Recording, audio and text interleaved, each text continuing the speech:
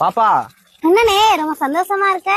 நீனும் நானும் நல்லா படிக்கிறோமா, அதான் நம்ம அப்பா நம்ம 2 பேருக்கும் என்ன பிடிக்குதோ கேளுங்க, அதை நான் வாங்கி தரேன்னு சொல்லியிருக்காரு. அப்படியா சொன்னாரு?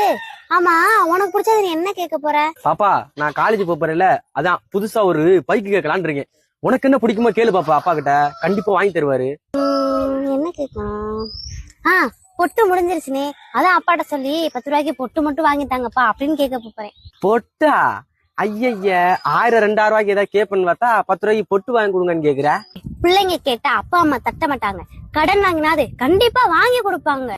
ஆனா அந்த கடன் கட்டுறதுக்கு அப்பா அம்மா உழைச்சு உழைச்சு ஓடா தேஞ்சிடுவாங்க. அண்ணே, நம்ம படிச்சு பெரியாள் ஆகி அப்பா அம்மாக்கு என்ன பிடிக்குமோ அதை வாங்கி கொடுத்து நம்ம பார்த்து சந்தோஷப்படணும்னே. அண்ணே, நாம சந்தோஷமா இருக்க அப்பா அம்மா மட்டும் இல்ல, யாரையுமே நம்ம கஷ்டப்படுத்த கூடாதுன்னு நம்ம நோக்கம் நம்ம நல்லா படிக்கணும்னே. சாரி பாப்பா, தப்பு பண்ண பார்த்தனே.